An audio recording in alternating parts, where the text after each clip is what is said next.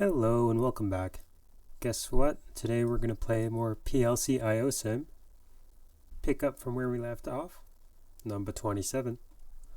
Multiple actions in one button. Let's jump right into it.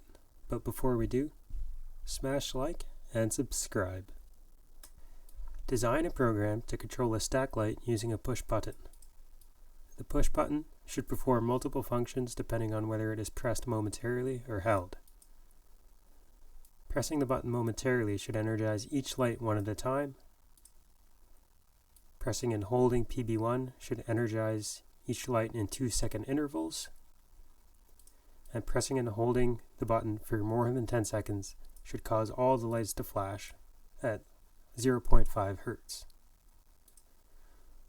Once all the lights are flashing, letting go of the button should reset the sequence. So that's definitely a little bit confusing. So we're going to look at this sequence chart over here. So for the initial condition, when the input is off and all the lights are off, we want to press PB1. And you can see you don't want any of the lights to turn on until you release PB1. In which case, the first light will turn on. And as we know, the first light is blue. So let's just go ahead and see if we can do this. So we're only just getting started, and I can already see this is going to be quite difficult.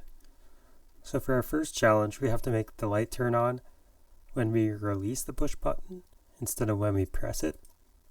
And normally that's no problem. You can use what's called a falling edge detector. But in this software, I don't actually see that they have one. So we're going to have to figure out a way to make a falling edge detector based on what we're given.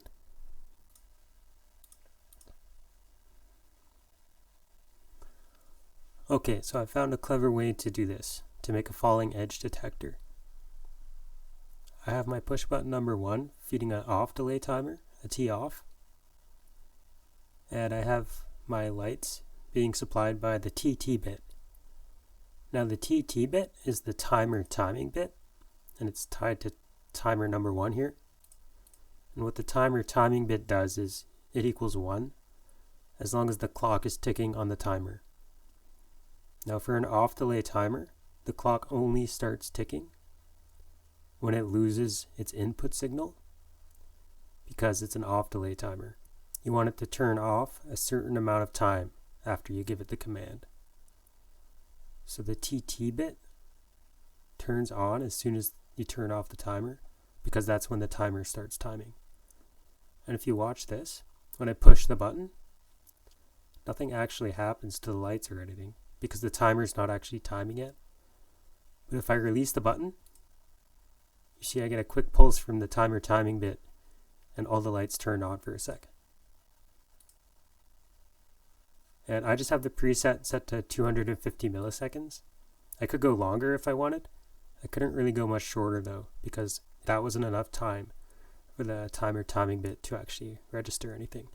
So now that we have this falling edge trigger through the TT bit, I used that to increment an up counter, CTU number 1. And to control each light, I used a greater than or equal to command. So that way, when the accumulated count value is greater than or equal to 1, blue is on, greater than or equal to 2, green, and so on. And if you watch, when I click the button and let go, the blue light turns on. If I do it again, the green light turns on as well. And then yellow, and then red. So this is great, but we still need a way to turn off the lights and reset everything. And we can see the only way that we can reset the lights is listed in step 3 here. Once all the lights are flashing, releasing PB1 should reset the sequence. But all the lights will only be flashing if you press and hold PB1 for greater than 10 seconds. So basically, the only way to reset all this is to hold PB1 for 10 seconds or more and then release it. So I went ahead and I made this logic already.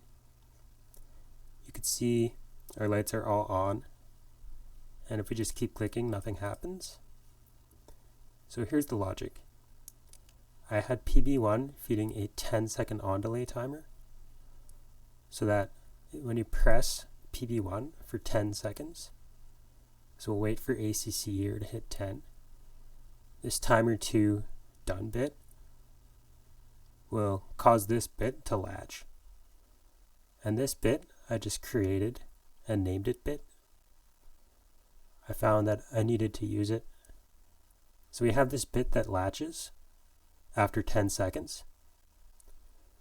And this way, when we release PB1, we can use that falling edge trigger that we already created to reset the counter and also to unlatch this bit. And you can see all our lights turn off, and we can repeat the sequence. So now that we've completed step 1 and successfully found a way to reset all of the lights, we're going to go ahead and do step 2 now, where pressing and holding push button 1 should energize each light in 2-second intervals. So the sequence will be the same, but instead of pressing the button quickly and counting up, you will just be holding the button constantly and timing the sequence. So the way I figured out how to do this was to add a parallel way to turn on each light. So just an alternate way to turn on each light. You can see we also use the greater than or equal to commands, but instead of basing it off the counter that we made, we based it off of this 10-second timer 2 that we made. So as that timer starts to increase, i.e. as PB1 is being held, this number of milliseconds, ACC, will be increasing. So we make the blue light turn on once the accumulated time is greater than 2,000 milliseconds. And green light 4,000, yellow light 6,000, and red light 8,000. And we can see that it's going to work. So I just reset my lights, and I'll click and hold PB1, and we'll watch this sequence in action. So first the blue light turns on, and then green, and then yellow, and then red. That's because this ACC bit here was counting upwards. So the only thing that's actually left to do in this challenge is to make it that once you've been holding the button for more than 10 seconds, you want all the lights to flash at a frequency of 0.5 hertz, 1 second on and 1 second off. Now to accomplish this oscillation, we're going to need to build something called a flip-flop. The flip-flop I'm going to show you is a fairly standard way of doing it in ladder logic. Depending on what software or program you're using, I think there's better ways to do this, but in this particular program, I think this is the only way. So we can assume an initial state where T4 is off, and so its done bit is 0. That will mean in the initial state, this normally closed contact will be de-energized, and power will flow through to enable T3. This will cause T3's ACC to start counting towards the pre. I've set the pre on this one to 1 second. And what's going to happen when ACC reaches that is T3's done bit will become 1. And that will supply power to timer number 4. Now, timer number 4's ACC will start counting. I've also set its pre to 1 second. So 1 second later, T4's done bit will change from 0 to a 1. This will immediately cause this bit to become energized, and it will change states, opening up.